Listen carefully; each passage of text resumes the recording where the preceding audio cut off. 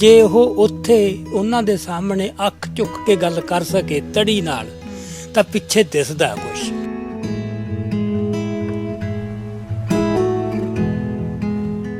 ਪਰ ਕੁਝ ਲੋਕ ਕਹਿ ਰਹੇ ਨੇ ਕਿ ਇਹ ਸਾਰਾ ਕੁਝ ਬੰਦਿਆਂ ਦਾ ਕੀਤਾ ਕਰਾਇਆ। ਕਿਸਾਨ ਲੀਡਰ ਕਹਿ ਰਹੇ ਨੇ ਕਿ ਸਾਡੀ ਕੋਈ ਔਕਾਤ ਨਹੀਂ।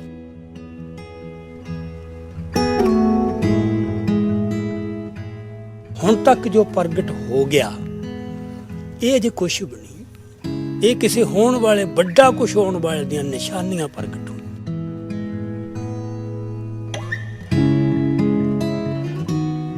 ਮੇਰਾ ਤਾਂ ਕਾਮਰੇਡਾਨਾ ਬਹੁਤ ਲੰਬਾ ਵਾਹ ਹੈ। ਇਹ ਤਾਂ ਉਹ ਸਹਿਣ ਹੀ ਨਹੀਂ ਕਰ ਸਕਦੇ ਵੀ ਉਹਨਾਂ ਦੀ ਸਟੇਜ ਤੋਂ ਕੋਈ ਜਕਾਰਾ ਛੱਡੇ। ਕੀ ਅਕਾਲ ਪੁਰਖ ਕੋਈ ਬਦਲਾਅ ਚਾਹੁੰਦਾ ਜਿਵੇਂ ਚੜੂਨੀ ਜੀ ਕਹਿ ਰਹੇ ਨੇ? ਇਸ ਬੈਰੀਕੇਡ ਤੋੜਨ ਚ ਜਥੇਬੰਦੀਆਂ ਦਾ ਕੋਈ ਰੋਲ ਨਹੀਂ। ਰਾਦਰ ਰੋਕ ਰਹੇ। ਰਾਜੇਵਾਲ ਸਾਹਿਬ ਨੇ ਮਤਲਬ ਬਹੁਤ ਬੁਰੀ ਤਰ੍ਹਾਂ ਉਹ ਇੰਨਾ ਡੈਸਪਰੇਟ ਹੋ ਗਿਆ ਸੀਗਾ, ਫਰਸਟ੍ਰੇਟ ਹੋ ਗਿਆ ਸੀ। ਉਹਨੂੰ ਲੱਗਾ ਸਾਡੀ ਸਾਰੀ ਖੇਡ ਹੀ ਖਰਾਬ ਹੋ ਰਹੀ। ਇਕੱਲੇ ਸਿਰਫ ਸਾਡੇ ਨਹੀਂ, ਉਹਨਾਂ ਦਾ ਇੱਕ ਇਸ਼ਾਰਾ ਇਹ ਸੀ ਕਿ ਦੁਸ਼ਮਣ ਦੀ ਕੋਈ ਚਾਲ ਹੈ।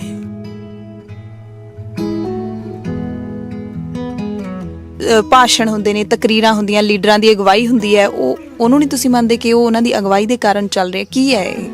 ਨਾ ਮੈਂ ਉੱਥੇ ਰਹਿ ਕੇ ਦੇਖਿਆ।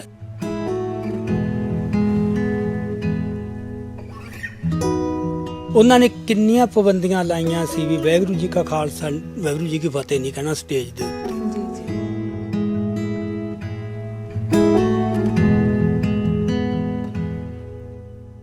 ਦਿੱਲੀ ਤਖਤ ਉਹਨਾਂ ਵਾਸਤੇ ਇੱਕ ਸਿੰਬਲ ਹੈ, ਇੱਕ ਪ੍ਰਤੀਕ ਹੈ ਜ਼ੁਲਮ ਤੇ ਧੱਕੇਸ਼ਾਹੀ ਦਾ।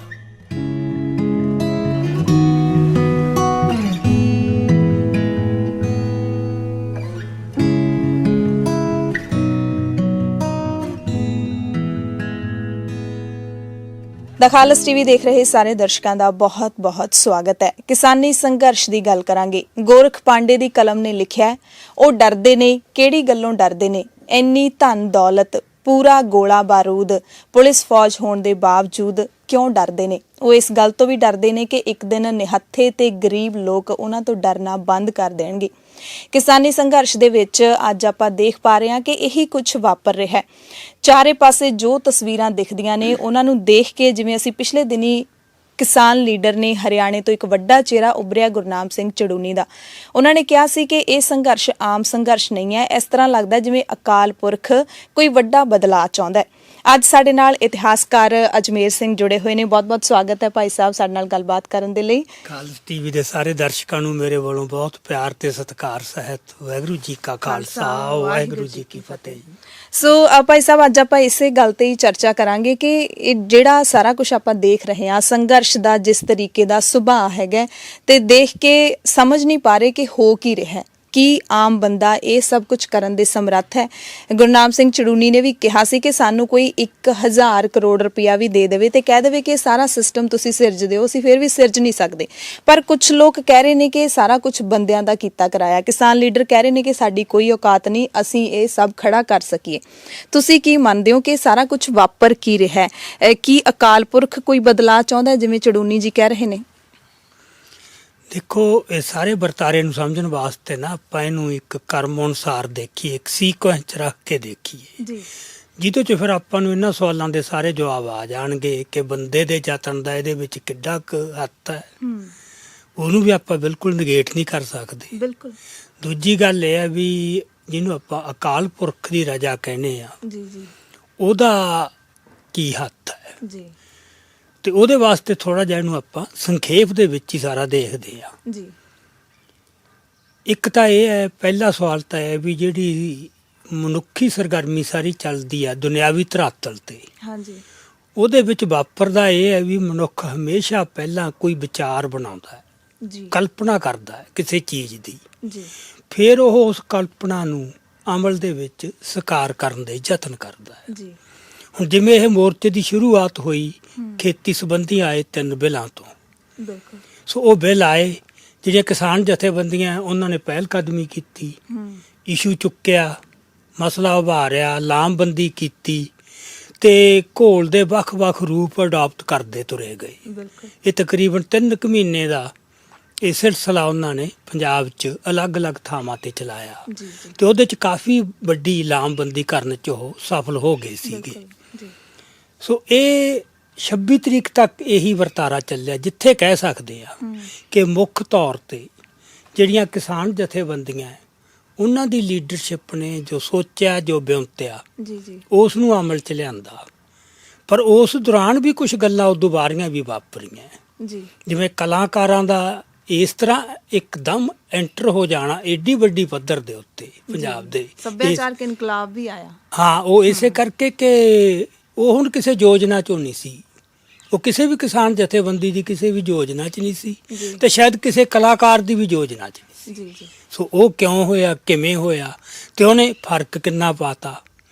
ਸੋ ਇਸ ਤਰ੍ਹਾਂ ਮੈਂ ਇਹਨੂੰ ਆਪਾਂ ਦੇਖ ਸਕਦੇ ਹਾਂ ਕਿ 26 ਨਵੰਬਰ ਤੱਕ ਜੋ ਵਰਤਾਰਾ ਚੱਲਿਆ ਉਹਦੇ ਵਿੱਚ ਨਿਰਣਾਇਕ ਰੋਲ ਬੰਦੇ ਦੇ ਯਤਨਾਂ ਦਾ ਹੈ, ਜੀ ਜਥੇਬੰਦੀਆਂ ਦਾ ਹੈ, ਜੋ ਦਿਖਾਈ ਦੇ ਰਿਹਾ। ਜੋ ਹਾਂ ਇਸ ਕਰਕੇ ਇਹ ਉਹਨਾਂ ਨੂੰ ਉਹਨਾਂ ਸਿਰ ਸਿਰਾ ਜਾਂਦਾ ਹੈ ਤੇ ਸਾਨੂੰ ਉਹ ਮੰਨ ਵੀ ਲੈਣਾ ਚਾਹੀਦਾ ਹੈ। ਜੀ ਜੀ ਪਰ 26 ਤਰੀਕ ਦਾ ਜਿਹੜਾ ਸੱਦਾ ਸੀ ਉਹਨਾਂ ਦਾ, 26-27 ਦਾ ਦਿੱਲੀ ਚੱਲੋ ਦਾ, ਬਿਲਕੁਲ ਉਸ ਸੱਦੇ ਦੇ ਨਾਲ ਉਹਨਾਂ ਦੀ ਇੱਕ ਵਾਰ-ਵਾਰ ਇਹ ਗੱਲ ਸਾਫ਼ ਕਰੀ ਜਾ ਰਹੀ ਸੀ ਕਿ ਸਾਨੂੰ ਜਿੱਥੇ ਵੀ ਰੋਕਣਗੇ ਅਸੀਂ ਉੱਥੇ ਬਹਿ ਜਾਾਂਗੇ ਬਸ। ਜੀ ਤੇ ਉਹ ਪਤਾ ਹੀ ਸੀ ਕਿ ਪੰਜਾਬ ਦੀਆਂ ਸਰਹੱਦਾਂ ਤੇ ਰੋਕ ਲੈਣਾ ਹੈ, ਪੰਜਾਬ ਹਰਿਆਣੇ ਦੀਆਂ ਸਰਹੱਦਾਂ ਤੇ। ਜੀ ਸੋ ਉਹਨਾਂ ਦੀ ਸਾਰੀ ਜਿਹੜੀ ਤਿਆਰੀ ਸੀ ਉਹ ਉੱਥੇ ਬੈਠਣ ਦੀ ਸੀ, ਜਿਹਦਾ ਸਭ ਤੋਂ ਸਪਸ਼ਟ ਪ੍ਰਗਟਾਵਾ ਹੋਇਆ ਜਿਹੜਾ ਉਗਰਾਹਾਂ ਗਰੁੱਪ ਹੈ, ਉਹਨੇ ਬਹੁਤ ਵੱਡੇ ਵੱਡੇ ਟੈਂਟ ਪੱਕੇ ਇੰਤਜ਼ਾਮ ਕਰ ਲਏ।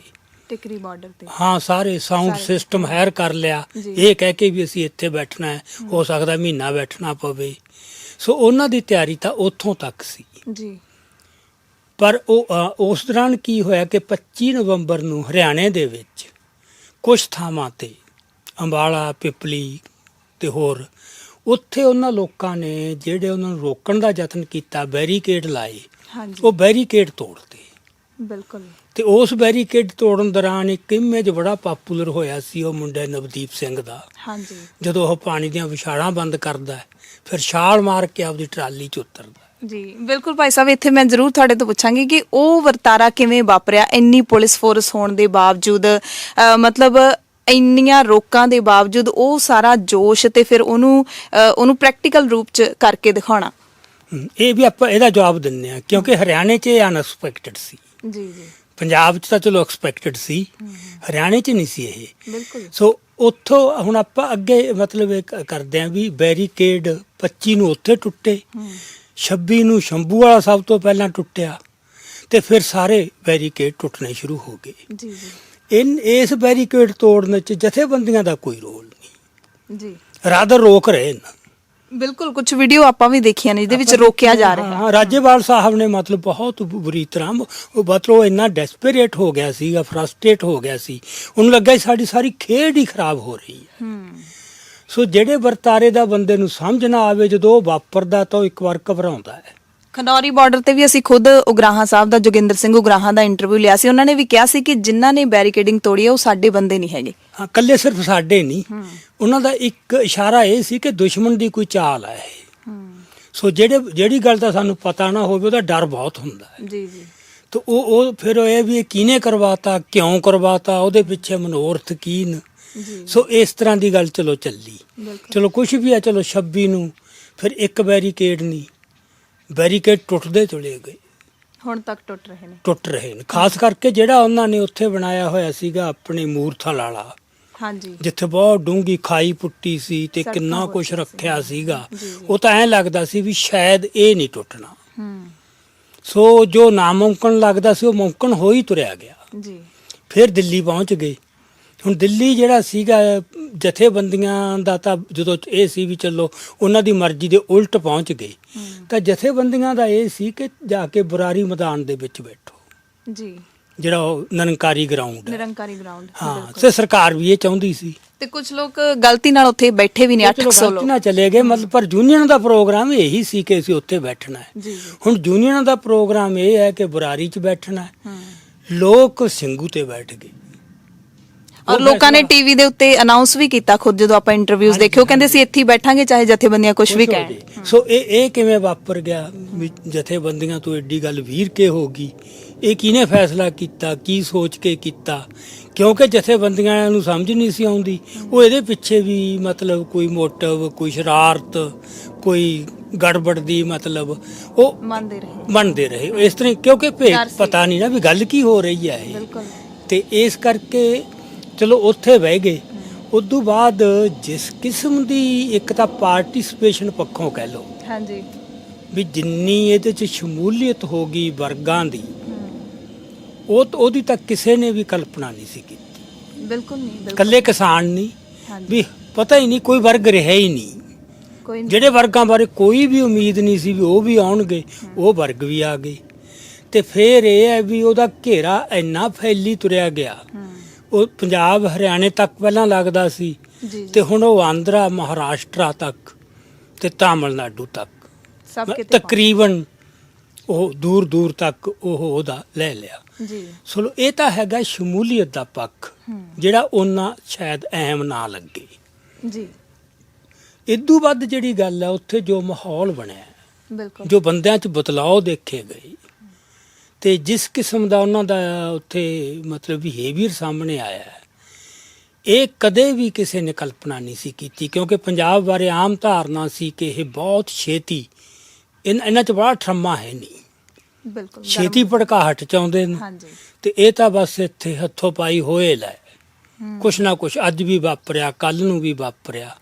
ਹੁਣ ਉਹ ਦੇਖੋ ਵੀ ਇੱਕ ਤਾਂ ਸੰਜਮ ਕਿੰਨਾ ਆਪਦੇ ਆਪ ਤੇ, ਜਿਹੜਾ ਬਿਲਕੁਲ ਹੀ ਕਿਸੇ ਨੂੰ ਉਮੀਦ ਨਹੀਂ ਸੀ ਵੀ ਪੰਜਾਬ ਦੇ ਲੋਕ, ਖਾਸ ਕਰਕੇ ਯੂਥ, ਵੀ ਯੂਥ ਵੀ ਇੰਨੀ ਸੰਜਮ 'ਚ ਕਿਸੇ ਨੇ ਕਿਹਾ ਨਹੀਂ, ਆਪਣੇ ਆਪ ਪੈਦਾ ਹੋਇਆ। ਦੂਜਾ ਜਿਹੜੀ ਮਿਲਵਰਤਨ, ਬਿਲਕੁਲ ਕੋਆਪਰੇਸ਼ਨ, ਮਤਲਬ ਉਹ ਤਾਂ ਹੱਦ ਹੀ ਹੋ ਗਈ ਨਾ, ਮਤਲਬ ਵੀ ਕਦੇ ਵੀ ਨਹੀਂ ਸੀ ਦੇਖਿਆ। ਅਨੁਸ਼ਾਸਨ ਵੀ ਬੜਾ, ਫਟਾਫਟ ਆਪਣੇ ਆਪ ਮਤਲਬ ਇੰਤਜ਼ਾਮ ਹੋ ਰਹੇ ਨੇ, ਕਿਤੇ ਕੋਈ ਉੜਿੱਕਾ ਨਹੀਂ ਪੈ ਰਿਹਾ, ਕਿਤੇ ਕੋਈ ਉਹ 'ਚ ਮਤਲਬ ਕੋਈ ਵਿਗੜ ਨਹੀਂ ਆ ਰਿਹਾ। ਤਾਂ ਉਹਦੇ ਵਿੱਚ ਹੁਣ ਤੁਸੀਂ ਦੇਖੋ ਕੋਆਪਰੇਸ਼ਨ ਕਿੰਨੀ ਹੋਈ ਜੀ। ਤੀਜੀ ਗੱਲ ਜਿਹੜੀ ਲੋਕਾਂ ਨੂੰ ਕੁਝ ਖਤਰਾ ਸੀ ਕਿ ਯੂਥ ਉੱਥੇ ਆਇਆ, ਕੋਈ ਇਹੋ ਜਿਹੀਆਂ ਹਰਕਤਾਂ ਕਰ ਸਕਦਾ ਜਿਹਦੇ ਨਾਲ ਸਮਾਜ ਦੇ ਵਿੱਚ ਮਾੜਾ ਨਕਸ਼ਾ ਬਣੇ। ਬਿਲਕੁਲ ਮੇਰਾ ਖਿਆਲ ਜਿੱਥੋਂ ਤੱਕ ਤਾਂ ਔਰਤਾਂ ਦੀ ਗੱਲ ਹੈ ਵੀ ਕੋਈ ਇਹੀ ਜੀ ਉਹਨਾਂ ਨੇ ਗੱਲ ਕੀਤੀ ਹੋਵੇ, ਉਹ ਤਾਂ ਇੱਕ ਵੀ ਇਨਸੀਡੈਂਟ ਨਹੀਂ ਹੋਇਆ। ਅਸੀਂ ਵੀ ਉੱਥੇ ਰਹਿੰਦੇ ਹਾਂ। ਹਾਂ ਚਲੋ ਬਾਕੀ ਕੁਛ ਜਿਹੜੀਆਂ ਮੁੰਡਿਆਂ ਖੁੰਡਿਆਂ ਵਾਲੀਆਂ ਗੱਲਾਂ, ਸ਼ਰਾਬ ਸ਼ਰੂਬ ਪੀਣ ਵਾਲੀਆਂ ਹੁੰਦੀਆਂ, ਉਹ ਗੱਲ ਵੱਖਰੀ ਹੈ, ਉਹ ਵਾਪਰਦੀਆਂ ਹੁੰਦੀਆਂ ਜਦੋਂ ਜਿਸ ਕਿਸਮ ਦਾ ਇਹ ਵਰਤਾਰਾ ਸੀਗਾ। ਪਰ ਉਹ ਮੇਨ ਗੱਲ ਨਹੀਂ, ਉਹ ਸਾਰੇ ਸੈਕੰਡਰੀ ਗੱਲਾਂ, ਦੋਮ ਦਰਜੇ ਦੀਆਂ ਗੱਲਾਂ, ਕੁਝ ਪਰਸੈਂਟ ਹੈ ਉਹ ਵੀ। ਹਾਂ ਬਹੁਤ ਥੋੜਾ, ਗਿਣਤੀ ਪੱਖੋਂ ਥੋੜਾ, ਉਹ ਇਹੀ ਜੀ ਕੋਈ ਗੱਲ ਨਹੀਂ। ਤੇ ਫਿਰ ਜਿਸ ਕਿਸਮ ਦਾ ਉੱਥੇ ਕਿਤਾਬਾਂ ਦਾ ਲੰਗਰ, ਜਾਂ ਲੰਗਰ ਦੀਆਂ ਸ਼ਕਲਾਂ ਦੇਖੋ, ਮਤਲਬ ਲੰਗਰ ਦਾ ਪਹਿਲਾਂ ਜਿਹੜਾ ਸਾਡੇ ਮਨ ਦੇ ਵਿੱਚ ਰਵਾਇਤੀ ਤਸੱਵਰ ਸੀ, ਉਹ ਤਾਂ ਚਲੋ ਖਾਣ ਪੀਣ ਤੱਕ ਹੀ ਸੀ ਨਾ। ਪਹਿਲੀ ਗੱਲ ਤਾਂ ਖਾਣ ਪੀਣ 'ਚ ਵੀ ਜੋ ਉਹਨਾਂ ਨੇ ਹੈਰਾਨੀ ਲਿਆਤੀ, ਕਿਹੜੀ ਚੀਜ਼ ਹੈ ਜਿਹੜੀ ਉੱਥੇ ਨਹੀਂ ਜਾ ਰਹੀ, ਤੇ ਲੋਕ ਆਪ ਹੀ ਫੈਸਲਾ ਕਰ ਰਹੇ ਨੇ। ਕਿਤੋਂ ਕੋਈ ਸੈਂਟਰਲਾਈਜ਼ਡ ਕੋਈ ਡਿਸੀਜਨ ਨਹੀਂ ਕਿਤੋਂ ਹੋ ਰਿਹਾ। ਖਾਣ ਪੀਣ ਦਾ ਹੋ ਗਿਆ, ਫਿਰ ਪਹਿਨਣ ਪੱਚਰਨ ਦਾ, ਜਿਹੜੀ ਵੀ ਲੋੜ ਹੈ ਹਾਜ਼ਰ ਹੈ। ਬਿਲਕੁਲ ਫਿਰ ਜਿਹੜਾ ਕਿਤਾਬਾਂ ਦਾ ਸ਼ਬਦ ਵੀ ਇਹ ਕਿੱਥੋਂ ਆਉੜਿਆ, ਕਿਵੇਂ ਆਉੜਿਆ, ਤੇ ਇਹ ਕਿਵੇਂ ਚੱਲਿਆ, ਕਿੱਡੀ ਵੱਡੀ ਪੱਧਰ ਤੇ ਉਹ ਚੱਲ ਪਿਆ। ਮਤਲਬ ਤੁਸੀਂ ਦੇਖੋ ਵੀ ਕਿਸ ਕਿਸਮ ਦੀਆਂ ਗੱਲਾਂ ਵਾਪਰ ਰਹੀਆਂ ਨੇ। ਅਮਰੀਕਾ ਤੋਂ ਉੱਠ ਕੇ ਇੱਕ ਡਾਕਟਰ, ਉਹ ਆ ਕੇ ਟਿੱਕਰੀ ਮਤਲਬ ਆਪਦਾ ਹੋਲ ਟਾਈਮ ਸੇਵਾਵਾਂ ਦੇ ਰਿਹਾ, ਤੇ ਕਾਰਡੀਓਲੋਜਿਸਟ ਆ ਬੜਾ ਮਤਲਬ ਪ੍ਰੋਮੀਨੈਂਟ। ਇੱਕ ਨਹੀਂ, ਇਹੀਆਂ ਅਨੇਕਾਂ ਹੀ ਘਟਨਾਵਾਂ ਇਹੀਆਂ ਮਿਲਦੀਆਂ ਵੀ ਇਹ ਕੀ ਆ ਇਹ। ਸੋ ਹੁਣ ਇਹਦੇ ਵਿੱਚ ਸਵਾਲ ਇਹ ਹੈ ਵੀ ਜਿਹੜੀ ਤਾਂ ਗੱਲ ਮਨੁੱਖ ਦੀ ਕਲਪਨਾ ਚੋਂ ਨਿਕਲਦੀ ਹੈ, ਉਹ ਤਾਂ ਦੇਖੀ ਸਮਝੀ ਜਾ ਸਕਦੀ ਹੈ, ਉਹਦੇ 'ਚ ਆਪਾਂ ਨੂੰ ਕੋਈ ਸਮੱਸਿਆ ਨਹੀਂ ਉਹਦੀ ਵਿਆਖਿਆ ਕਰਨ 'ਚ। ਹੁਣ ਜਿਹੜੀ ਗੱਲ ਦੀ ਕਦੇ ਕਿਸੇ ਨੇ ਵੀ ਕਲਪਨਾ ਨਹੀਂ ਸੀ ਕੀਤੀ, ਨਾ ਕਿਸੇ ਕਿਸਾਨ ਆਗੂ ਨੇ, ਨਾ ਕਿਸੇ ਵਿਦਵਾਨ ਨੇ, ਕਿਸੇ ਨੇ ਵੀ ਨਹੀਂ। ਜੇ ਉਹ ਗੱਲਾਂ ਵਾਪਰ ਗਈਆਂ ਮਨੁੱਖ ਦੀ ਕਲਪਨਾ ਤੋਂ ਪਾਰ ਜਾ ਕੇ, ਉਹਨੂੰ ਆਪਾਂ ਕੀ ਸਮਝਾਂਗੇ? ਉਹਦੇ ਪਿੱਛੇ ਕਿਹੜੀ ਸ਼ਕਤੀ ਕੰਮ ਕਰਦੀ ਹੈ? ਜੀ ਕੀ ਲੱਗਦਾ ਭਾਈ ਸਾਹਿਬ, ਜਿਵੇਂ ਤੁਸੀਂ ਕਿਹਾ ਕਿ ਅਨੁਸ਼ਾਸਨ ਹੈ ਜਾਂ ਕੋਆਪਰੇਸ਼ਨ ਹੈ, ਜਿਸ ਤਰੀਕੇ ਦੇ ਨਾਲ ਸਾਰਾ ਕੁਝ ਇੱਕ ਮੇਨਟੇਨ ਤਰੀਕੇ ਨਾਲ ਚੱਲ ਰਿਹਾ ਹੈ, ਤਾਂ ਕੀ ਜਿਹੜੇ ਸਟੇਜ ਦੇ ਉੱਤੇ ਭਾਸ਼ਣ ਹੁੰਦੇ ਨੇ, ਤਕਰੀਰਾਂ ਹੁੰਦੀਆਂ, ਲੀਡਰਾਂ ਦੀ ਅਗਵਾਈ ਹੁੰਦੀ ਹੈ, ਉਹਨੂੰ ਨਹੀਂ ਤੁਸੀਂ ਮੰਨਦੇ ਕਿ ਉਹ ਉਹਨਾਂ ਦੀ ਅਗਵਾਈ ਦੇ ਕਾਰਨ ਚੱਲ ਰਿਹਾ? ਕੀ ਹੈ ਇਹ? ਨਾ ਮੈਂ ਉੱਥੇ ਰਹਿ ਕੇ ਦੇਖਿਆ, ਸੁਣ ਕੇ ਦੇਖਿਆ, ਜਿਹੜੇ ਲੀਡਰਾਂ ਦੇ ਭਾਸ਼ਣ ਉਹਨੂੰ ਬਹੁਤ ਥੋੜੇ, ਮੇਰੇ ਖਿਆਲ 5% ਤੋਂ ਜਿਹੜੇ ਉੱਥੇ ਬੈਠੇ ਬੰਦੇ ਆ, ਉਦੋਂ ਵੱਧ ਲੋਕ ਉਹਨਾਂ ਨੂੰ ਸੁਣਦੇ ਨਹੀਂ ਜੀ। ਹੁਣ ਤਾਂ ਥਾਂ ਤੇ ਸਪੀਕਰ ਵੈਸੇ ਲਾਤੇ, ਭਾਵੇਂ ਸਪੀਕਰ ਲਾਤੇ, ਧਿਆਨ ਨਹੀਂ ਕਿਸੇ ਦਾ ਜੀ। ਐ ਨਹੀਂ ਹੁੰਦਾ ਲੋਕ ਆਪਦੇ ਕੰਮਾਂ 'ਚ ਲੱਗੇ ਹੋਏ ਨੇ, ਉਹ ਸਪੀਕਰ ਆਪਦਾ ਕੰਮ ਕਰੀ ਜਾਂਦੇ ਨੇ। ਸੋ ਜਿਹਨੂੰ ਥੋੜੀ ਬਹੁਤੀ ਇਹ ਕਹਿ ਲਈਏ ਵੀ ਇੰਟਰਸਟ ਹੈ, ਚੱਸ ਹੈ, ਉਹ ਤਾਂ ਉੱਥੇ ਸਟੇਜ ਤੇ ਹਾਜ਼ਰ ਹੁੰਦਾ ਹੈ ਕਿ ਉਹ ਥੋੜਾ ਹਿੱਸਾ ਹੀ ਹੈ। ਸੋ ਇਹਨੂੰ ਆਪਾਂ ਇਹ ਕਹੀਏ ਵੀ ਇਹ ਲੀਡਰਾਂ ਦੀਆਂ ਸਪੀਚਾਂ ਦਾ ਜਾਂ ਉਹਨਾਂ ਵੱਲੋਂ ਦਿੱਤੀ ਸਿੱਖਿਆ ਦਾ ਅਸਰ ਹੋ ਰਿਹਾ ਹੈ। ਕਿਤੇ ਵੀ ਸਟੇਜ ਤੋਂ ਆਹ ਸਾਰੀਆਂ ਗੱਲਾਂ ਲੰਗਰ ਵਗੈਰਾ ਦੀਆਂ ਦਾ ਜਾਂ ਹੋਰ ਸਾਰਾ ਕੁਝ ਇਹ ਨਹੀਂ ਉੱਥੋਂ ਹੋਇਆ ਜੀ। ਇਹ ਆਪਣੇ ਆਪ ਆਪਣੇ ਆਪ ਹੋਈ ਜਾ ਰਿਹਾ ਹੈ ਜੀ ਬਿਲਕੁਲ। ਇੱਥੇ ਮੈਂ ਥੋੜਾ ਜ਼ਿਕਰ ਵੀ ਕਰਨਾ ਚਾਹੂੰਗੀ, ਉੱਥੇ ਇੱਕ 24 ਘੰਟੇ ਐਮਰਜੈਂਸੀ ਸੇਵਾ ਵੀ ਹੈ, ਉੱਥੇ ਮਤਲਬ ਮੈਡੀਕਲ ਸਹੂਲਤ ਹੈ। ਇੱਕ ਭਾਈ ਸਾਹਿਬ ਨੇ ਡੇਰਾ ਬੱਸੀ ਦੇ ਲਾਈਫ ਕੇਅਰ ਫਾਊਂਡੇਸ਼ਨ, ਉਹਨਾਂ ਨੇ ਹੁਣ ਉੱਥੇ ਹਸਪਤਾਲ ਵੀ ਬਣਾ ਦਿੱਤਾ ਹੈ। 24 ਘੰਟੇ ਉਹ ਸੇਵਾ ਕਰਦੇ ਨੇ। ਕਿਸੇ ਨੂੰ ਵੀ ਮੁਸ਼ਕਿਲ ਆਉਂਦੀ ਹੈ ਤੇ ਰਾਤ ਨੂੰ ਐਮਰਜੈਂਸੀ 'ਚ ਲੈ ਕੇ ਜਾਂਦੇ ਨੇ, ਫਿਰ ਉੱਥੇ ਇੱਕ ਹਸਪਤਾਲ ਹੈ, ਉਹ ਫ੍ਰੀ ਸੇਵਾ ਕਰ ਰਹੇ ਨੇ, ਹਰਿਆਣੇ ਦਾ ਹਸਪਤਾਲ ਹੈ। ਤੇ ਇੱਕ ਹੋਰ ਮੈਂ ਘਟਨਾ ਦਾ ਜ਼ਿਕਰ ਕਰਾਂਗੀ, ਬਹਾਦਰਗੜ੍ਹ, ਟਿੱਕਰੀ ਬਹਾਦਰਗੜ੍ਹ, ਜਿੱਥੇ ਇੱਕ ਸ਼ਮਸ਼ਾਨ ਘਾਟ ਦੇ ਵਿੱਚ ਲੋਕ ਬੈਠੇ ਨੇ, ਮੰਡੀ ਕਲਾਂ ਪਿੰਡ ਦੇ ਕਿਸਾਨ ਸ਼ਮਸ਼ਾਨ ਘਾਟ ਤੇ ਉੱਥੇ ਸੇਵਾ ਬਲ ਰਿਹਾ ਤੇ ਨਾਲ ਹੀ ਉਹ ਸਰਾਣੇ ਲੈ ਕੇ ਸੁੱਤੇ ਹੋਏ ਨੇ। ਤੇ ਮੈਨੂੰ ਲੱਗਦਾ ਵੀ ਜੇ ਅਸੀਂ ਇਨਸਾਨੀ ਦਿਮਾਗ ਨਾਲ ਸੋਚੀਏ ਤਾਂ ਇਸ ਤਰੀਕੇ ਨਾਲ ਆਪਾਂ ਕਦੇ ਪਲਾਨ ਨਹੀਂ ਕਰਾਂਗੇ ਕਿ ਅਸੀਂ ਸਿਵਿਆਂ 'ਚ ਜਾ ਕੇ ਰਹੀਏ। ਤਾਂ ਉਹੀ ਸਵਾਲ ਮੁੜ ਕੇ ਫਿਰ ਆਉਂਦਾ ਵੀ ਹੋ ਕਿਵੇਂ ਰਿਹਾ। ਹਾਂ, ਉਹ ਮੈਂ ਵੀ ਦੇਖਿਆ ਵੀਡੀਓ ਸ਼ਮਸ਼ਾਨ ਘਾਟ ਵਾਲੀ। ਜੀ ਜੀ ਉਹ ਸਾਡੇ ਪਿੰਡ ਦੀ, ਮੇਰਾ ਪਿੰਡ ਵੀ ਮੰਡੀ ਕਲਾਂ ਹੈ ਜੀ ਜੀ ਤੇ ਉਹਨਾਂ 'ਚ ਮੇਰਾ ਭਰਾ ਵੀ ਹੈ, ਜਾਂ ਸਾਰੇ ਸਾਡੀ ਜਾਣ ਪਛਾਣ ਵਾਲੇ ਬੰਦੇ। ਚਲੋ ਇਹ ਤਾਂ ਵੱਖਰੀ ਗੱਲ ਹੈ ਜੀ ਜੀ। ਫਿਰ ਤੁਹਾਡੀ ਉਹਨਾਂ ਨਾਲ ਗੱਲ ਹੁੰਦੀ ਹੋਊਗੀ ਤੇ ਉਹ ਕੀ ਸੋਚਦੇ ਨੇ? ਉਹਨਾਂ ਲਈ ਉੱਥੇ ਰਹਿਣਾ ਬਹੁਤ ਸੌਖਾ ਹੈ? ਨਹੀਂ, ਮੇਰੀ ਉਹਨਾਂ ਨਾਲ ਕਦੇ ਨਹੀਂ ਗੱਲ ਹੋਈ ਵੈਸੇ ਦੈਟ ਵੇ। ਮੈਂ ਬਹੁਤ ਘੱਟ ਗੱਲ ਕਰਦਾ, ਉਹਨਾਂ ਚੱਲੀ ਜਾਂਦਾ, ਮਤਲਬ ਮੈਨੂੰ ਪਤਾ, ਮੈਂ ਲੋਕਾਂ ਤੋਂ ਪਤਾ ਲੱਗਦਾ ਵੀ ਉੱਥੇ ਆ ਹੋ ਰਿਹਾ, ਕਿਉਂਕਿ ਮੈਂ ਟਿੱਕਰੀ ਅਜੇ ਤੱਕ ਨਹੀਂ ਜਾ ਸਕਿਆ। ਅੱਛਾ। ਹਾਂ, ਮੈਂ ਜ਼ਿਆਦਾ ਸਿੰਘੂ ਬਾਰਡਰ ਤੇ ਰਿਹਾ ਜੀ। ਤੇ ਹੁਣ ਇਹ ਹੈ ਵੀ ਜਿਹੜਾ ਇਹ ਉਹ ਜਿਹੜੀ ਤਾਕਤ ਹੈ ਜਿਹਨੂੰ ਅਸੀਂ ਅਗੰਮੀ ਕਹਿ ਸਕਦੇ ਹਾਂ, ਜਿਹਦਾ ਕਿਸੇ ਨੂੰ ਨਹੀਂ, ਕਿਉਂਕਿ ਇਹ ਵਰਤਾਰਾ ਸਥੂਲ ਪੱਧਰ ਤੇ ਚੱਲ ਰਿਹਾ, ਜਿਹਦੀ ਆਪਾਂ ਹੁਣ ਤੱਕ ਚਰਚਾ ਕੀਤੀ ਹੈ। ਇਹ ਸਥੂਲ ਵਰਤਾਰਾ ਹੈ। ਸੋ ਸਥੂਲ ਗੱਲ ਦੀ ਤਾਂ ਮਨੁੱਖ ਦੀ ਅਕਲ 'ਚ ਗੇੜ ਆ ਜਾਂਦਾ, ਜੋ ਵੀ ਸਥੂਲ ਵਾਪਰਦਾ ਹੈ। ਜਿਹੜਾ ਸਥੂਲ ਨਹੀਂ, ਸੂਖਮ ਹੈ, ਉਹਨੂੰ ਸਮਝਣਾ ਬਹੁਤ ਔਖਾ ਹੈ। ਸੋ ਇਹਨੂੰ ਤਾਂ ਆਪਾਂ ਮਤਲਬ ਜਿਵੇਂ ਕੁਝ ਬੰਦੇ, ਚੜੂਨੀ ਸਾਹਿਬ ਨੇ ਵੀ ਕਿਹਾ ਵੀ ਇਹ ਅਕਾਲ ਪੁਰਖ ਕੀ ਕਰਵਾ ਰਿਹਾ ਹੈ। ਹਾਂਜੀ, ਉਹ ਕਹਿੰਦੇ ਸਾਡੀ ਕੋਈ ਔਕਾਤ ਨਹੀਂ, ਸਾਡੀ ਕੋਈ ਔਕਾਤ ਨਹੀਂ। ਹੋਰ ਬੰਦਿਆਂ ਨੇ ਵੀ ਇਹ ਗੱਲ ਲਿਆਂਦੀ ਹੈ। ਹੁਣ ਤਾਂ ਕਾਫੀ, ਈਵਨ ਰਾਜੇਵਾਲ ਸਾਹਿਬ ਨੇ ਵੀ ਇੱਕ ਦਿਨ ਸਟੇਜ ਤੋਂ ਇਹ ਗੱਲ ਮੰਨੀ ਵੀ ਸਾਡੇ ਕਹਿਆ ਲੋਕ ਨਹੀਂ ਇਹ, ਅਸੀਂ ਕਹੀਏ ਵੀ ਸਿਰਫ ਸਾਡੇ ਕਹੇ ਤੇ ਆ ਗਏ ਇੰਨੇ ਵੱਡੇ। ਸਾਡੇ ਚੱਲ ਜੇ ਜਿਹੜੇ ਸਾਡੇ ਕਹੇ ਤੇ ਆਏ ਨੇ ਉਹ ਵੀ ਧੰਨ ਭਾਗ, ਪਰ ਇਹ ਤਾਂ ਵਾਹਿਗੁਰੂ ਦੀ ਕਲਾ ਵਰਤ, ਉਹਨਾਂ ਦੇ ਸ਼ਬਦ ਇਹ ਸੀਗੇ, ਉਹਨਾਂ ਦੀ ਵੀ ਇਹ। ਤੇ ਇਸ ਕਰਕੇ ਇਹ ਜਿਹੜੀ ਹੁਣ ਹੈਗਾ ਵੀ ਜਿਹੜੀ ਗੱਲ ਦੀ ਸਾਡੇ ਕੋਲੇ ਵਿਆਖਿਆ ਨਹੀਂ, ਹਾਂਜੀ, ਜਿਹੜੀ ਕਲਪਨਾ ਤੋਂ ਬਾਹਰੀ ਹੋ ਰਹੀ ਹੈ, ਉਹ ਫਿਰ ਇਹ ਹੈ ਵੀ ਕੋਈ ਅਗੰਮੀ ਤਾਕਤ ਹੈ ਜਿਹਦੇ ਕਰਕੇ ਸਾਰਾ ਕੁਝ ਵਾਪਰ ਰਿਹਾ ਹੈ ਜੀ। ਹੁਣ ਉਹ ਜਿਹੜੀ ਅਗੰਮੀ, ਜਿਹਨੂੰ ਅਸੀਂ ਤਾਕਤ ਕਹਿੰਦੇ ਆ, ਜਿਹੜੀ ਉਹਦਾ ਕੋਈ ਚੇਨ ਚੱਕਰ ਨਹੀਂ, ਕੋਈ ਆਕਾਰ ਨਹੀਂ, ਕੋਈ ਉਹਦਾ ਰੂਪ ਨਹੀਂ, ਕੋਈ ਉਹਦਾ ਰੰਗ ਨਹੀਂ ਜੀ, ਕੁਝ ਵੀ ਸਥੂਲ ਨਹੀਂ, ਬਸ ਇੱਕ ਸੂਖਮ ਹੈ ਕੁਛ। ਉਹ ਬੰਦਿਆਂ ਨੂੰ ਬੜਾ ਸਵਾਲ ਖੜਾ ਹੁੰਦਾ ਜੀ ਵੀ ਫਿਰ ਉਹ ਸੂਖਮ ਚੀਜ਼ ਇੱਕ ਸਥੂਲ ਵਰਤਾਰੇ 'ਚ ਉਹ ਦਖਲ ਕਿਵੇਂ ਦੇ ਸਕਦੀ ਹੈ, ਜਾਂ ਉਹਨੂੰ ਪ੍ਰਭਾਵਿਤ ਕਿਵੇਂ ਕਰਦੀ ਹੈ, ਕਿਉਂਕਿ ਮਨੁੱਖੀ ਅਕਲ ਜਿਹੜੀ ਆ ਉਹ ਆਦੀ ਹੁੰਦੀ ਹੈ ਸਿਰਫ ਸਥੂਲ ਚੀਜ਼ਾਂ ਨੂੰ ਦੇਖਣ। ਹਰ ਕੋਈ ਨਹੀਂ ਮੰਨ ਸਕਦਾ ਇਸ ਨੂੰ, ਨਹੀਂ ਮੰਨ ਸਕਦਾ। ਸੋ ਇਸ ਕਰਕੇ ਮਤਲਬ ਹੁਣ ਆਪਾਂ ਇਹਦੀ ਪੂਰੀ ਵਿਆਖਿਆ ਕਰ ਸਕੀਏ ਇਹ ਤਾਂ ਸ਼ਾਇਦ ਸੰਭਵ ਨਹੀਂ ਮੇਰੇ ਵਾਸਤੇ ਤਾਂ ਜੀ, ਕਿਉਂਕਿ ਇਹ ਤਾਂ ਕੋਈ ਆਤਮ ਗਿਆਨੀ ਇਹ ਕੰਮ ਕਰ ਸਕਦਾ ਜਿਨ੍ਹਾਂ ਦਾ ਆਪਦਾ ਉਹ ਅਨੁਭਵ ਹੋਵੇ ਜੀ। ਉਹ ਵੀ ਮੇਰਾ ਖਿਆਲ ਇਹਦੀ ਵਿਆਖਿਆ ਨਹੀਂ ਕਰੂਗਾ, ਕਿਉਂਕਿ ਜਿਹਨੂੰ ਇਹਦਾ ਅਨੁਭਵ ਹੋ ਗਿਆ ਗੁਰਬਾਣੀ ਮੁਤਾਬਕ ਉਹ ਤਾਂ ਗੂੰਗੇ ਦੇ ਗੁੜ ਖਾਣ ਵਾਲੀ ਗੱਲ ਹੈ। ਸਵਾਦ ਆਇਆ ਪਰ ਦੱਸ ਸਕਦਾ ਨਹੀਂ, ਜਿੱਦਾਂ ਦੱਸਣ ਦੀ ਕੋਸ਼ਿਸ਼ ਕੀਤੀ ਉਹਦਾ ਸਾਰਾ ਕੁਝ ਗਵਾਚ ਜਾਣਾ ਜੀ। ਸੋ ਭਾਈ ਸਾਹਿਬ, ਇੱਕ ਸਵਾਲ ਮੇਰੇ ਮਨ 'ਚ ਵੀ ਆ ਰਿਹਾ ਸੀ, ਤੁਸੀਂ ਹੁਣੇ ਕਿਹਾ ਕਿ ਵਾਹਿਗੁਰੂ ਦੀ ਕੋਈ ਕਲਾ ਵਰਤ ਰਹੀ ਹੈ, ਤੇ ਜੇ ਆਪਾਂ ਸੋਚੀਏ ਵਾਹਿਗੁਰੂ ਦੀ ਕਲਾ ਵਰਤਦੀ ਕਦੋਂ ਹੈ? ਕਿਉਂਕਿ ਦੁਨੀਆ ਦੇ ਵਿੱਚ ਆਪਾਂ ਬੜਾ ਕੁਝ ਇਹੋ ਜਿਹਾ ਦੇਖਦੇ ਹਾਂ ਆਪਣੀ ਜ਼ਿੰਦਗੀ ਦੇ ਵਿੱਚ, ਆਪਾਂ ਨੂੰ ਲੱਗਦਾ ਹੁੰਦਾ ਵੀ ਕਿਉਂ ਨਹੀਂ ਇੱਥੇ ਕੁਝ ਹੋ ਰਿਹਾ, ਕੋਈ ਅਗੰਮੀ ਤਾਕਤ ਕਿਉਂ ਨਹੀਂ ਵਰਤ ਰਹੀ, ਇੱਥੇ ਵੀ ਲੋੜ ਹੈ। ਸੋ ਇਹ ਆਪਾਂ ਕਿਵੇਂ ਸਮਝ ਸਕਦੇ ਹਾਂ ਵੀ ਇਸ ਵਕਤ ਵਾਹਿਗੁਰੂ ਦੀ ਕਲਾ ਵਰਤਨ ਦੀ ਲੋੜ ਕਿਉਂ ਸੀ? ਮਤਲਬ ਇਹ ਨਹੀਂ ਆਪਾਂ ਦੱਸ ਸਕਦੇ ਕਿ ਉਹ ਕਦੋਂ ਕਲਾ ਵਰਤਾਉਣੀ ਆ। ਉਹਨੇ ਆਪਾਂ ਨੂੰ ਤਾਂ ਕਿੰਨਾ ਵੀ ਇਦੋਂ ਵੱਧ ਹੋਰ ਕੀ।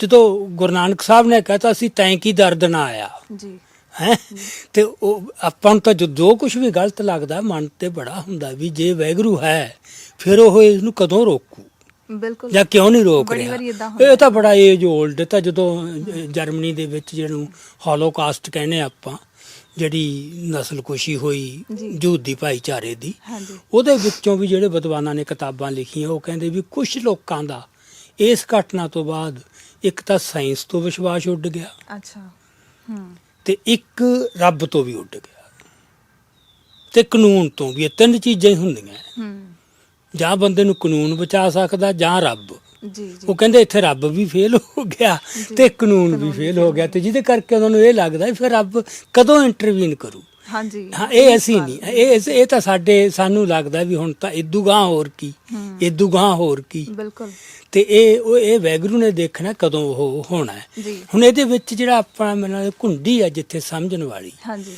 ਜਦੋਂ ਕਿਸੇ ਸਥੂਲ ਵਰਤਾਰੇ ਦੇ ਵਿੱਚ ਸੂਖਮ ਜਿਹੜੀ ਉਹ ਅਗੰਮੀ ਤਾਕਤ ਕਹਿੰਦੇ ਆ, ਉਹਦੇ ਹਰ ਸੱਭਿਆਚਾਰਕ ਪਰੰਪਰਾ ਚ ਆਪਦੇ ਨਾਂ ਹੈ। ਕਿਤੇ ਉਹ ਪਰਮਾਤਮਾ ਹੈ, ਕਿਤੇ ਅਕਾਲ ਪੁਰਖ ਹੈ, ਕਿਤੇ ਖੁਦਾ ਹੈ, ਹਾਂਜੀ ਕਿਤੇ ਅੱਲਾ ਹੈ, ਹਾਂਜੀ ਕਿਤੇ ਗੋਡ ਹੈ। ਪਰ ਅਨਫੋਰਚੂਨੇਟਲੀ ਹੋਇਆ ਕੀ ਹੈ ਕਿ ਇਹਨਾਂ ਸਾਰਿਆਂ ਦੀ ਇੱਕੋ ਟਰਾਂਸਲੇਸ਼ਨ ਹੈ ਗੋਡ। ਉਹ ਕਿਹਨੇ ਕੀਤੀ? ਜਿਹੜਾ ਡੋਮੀਨੈਂਟ ਹੈ, ਜਿਹੜਾ ਗਾਲਬ ਹੈ ਕਲਚਰ ਦੁਨੀਆ ਤੇ। ਜੀ ਜੀ ਸੋ ਜਦੋਂ ਕੋਈ ਭਾਰੂ ਕਲਚਰ ਆਪਦੀ ਕੋਈ ਉਹਦੀ ਡੈਫੀਨੀਸ਼ਨ ਦੇ ਕੇ ਵੀ ਉਹ ਸਾਰੇ ਗੋਡ ਨੇ, ਜਿਹਦੇ ਨਾਲ ਗੋਡ ਚ ਆ ਗਈ ਸਾਰੀ ਗੱਲ। ਹੁਣ ਅਕਾਲ ਪੁਰਖ ਤੇ ਆਪਾਂ ਜੇ ਗੋਡ ਨਾਲ ਅਕਾਲ ਪੁਰਖ ਦੀ ਸਮਝ ਨਹੀਂ ਆ ਸਕਦੀ। ਜੀ ਸੋ ਉਹ ਉਹਨਾਂ ਦਾ ਕਨਸੈਪਟ ਹੈ, ਇਹ ਕ੍ਰਿਸਚੀਅਨਸ ਦਾ ਕਨਸੈਪਟ ਹੈ ਗੋਡ ਦਾ। ਜੀ ਜੀ ਤੇ ਇਸ ਕਰਕੇ ਉਹਨਾਂ ਨੇ ਇਹ ਸਾਰੀ ਜਿਹੜੀ ਹੈਗੀ ਆ ਬੰਨ ਸੁਬੰਨਤਾ ਵਿਭਿੰਨਤਾ ਉਹ ਹਜਮ ਕਰ ਜਾਂਦੇ ਨੇ ਬਿਲਕੁਲ, ਉਹ ਵਿਆਖਿਆ ਰਾਹੀਂ। ਚਲੋ ਇਹ ਇੱਕ ਵੱਖਰਾ ਵਿਸ਼ਾ ਆਪਾਂ ਇਹਨੂੰ ਛੱਡ ਦਿੰਦੇ ਹਾਂ। ਹਾਂਜੀ ਹੁਣ ਦੇਖਣ ਵਾਲੀ ਗੱਲ ਇਹ ਹੈ ਕਿ ਜਦੋਂ ਵਾਹਿਗੁਰੂ ਜਾਂ ਅਕਾਲ ਪੁਰਖ ਉਹ ਆਪਦੀ ਰਜਾ ਉਹਨੇ ਇੱਕ ਕਿਸੇ ਸਮਾਜੀ ਵਰਤਾਰੇ ਦੇ ਵਿੱਚ ਵਰਤਾਉਣੀ ਹੈ, ਉਦੋਂ ਕਿਵੇਂ ਕਰਦਾ ਹੈ? ਉਦੋਂ ਵਾਪਰਦਾ ਇਹ ਹੈ ਕਿ ਉਹ ਕਿਸੇ ਜਾਂ ਤਾਂ ਇੱਕ ਵਿਅਕਤੀ ਨੂੰ ਜਾਂ ਸਮੂਹ ਨੂੰ ਦੇ ਵਿੱਚ ਆਪਣੀ ਸ਼ਕਤੀ ਭਰ ਦਿੰਦਾ ਹੈ। ਜੀ ਸੋ ਉਹ ਸ਼ਕਤੀ ਜਿਹੜੀ ਆ ਉਹ ਗੁਰੂ ਦੀ ਸ਼ਕਤੀ ਕਹਿ ਲਓ, ਅਕਾਲ ਪੁਰਖ ਦੀ ਕਹਿ ਲਓ, ਉਹ ਕਿਸੇ ਅਨਨੋਨ ਚੋਂ ਆਉਂਦੀ ਹੈ, ਨਾਮਲੂਮ ਜਗ੍ਹਾ ਤੋਂ, ਤੇ ਉਹ ਸਰੀਰ 'ਚ ਦਾਖਲ ਹੁੰਦੀ ਹੈ ਕਿਸੇ 'ਚ, ਜੀ ਜੀ ਜਿਹਦੇ ਉਹਨੇ ਚੋਣ ਕੀਤੀ ਹੁੰਦੀ ਹੈ ਕਿ ਕਿਹੜੇ 'ਚ ਹੋਣੀ ਹੈ। ਫਿਰ ਉਹ ਸਰੀਰ ਤੋਂ ਅਜਿਹਾ ਕੰਮ ਕਰਵਾਉਂਦੀ ਹੈ ਜਿਹੜਾ ਉਸਨੇ ਵੀ ਕਦੇ ਨਹੀਂ ਸੋਚਿਆ ਜ਼ਿੰਦਗੀ 'ਚ ਕਿ ਮੈਂ ਕਰ ਸਕਦਾ। ਉਦੋਂ ਫਿਰ ਜਿਹੜੇ ਨਾਮੁਮਕਿਨ ਆ ਮੁਮਕਿਨ ਹੋ ਜਾਂਦੇ ਆ। ਚਿੜੀਆਂ ਬਾਜਾਂ ਤੇ ਝਪਟ ਸਕਦੀਆਂ, ਬੁਜ਼ਦਿਲਾਂ ਦੇ ਅੰਦਰ ਹੌਸਲਾ ਆ ਜਾਂਦਾ ਹੈ। ਜਿਹੜੇ ਬੰਦੇ ਖੁਦ ਗਰਜਾ ਉਹਨਾਂ 'ਚ ਨਿਸ਼ਕਾਮਤਾ ਜਾਗ ਪੈਂਦੀ ਹੈ।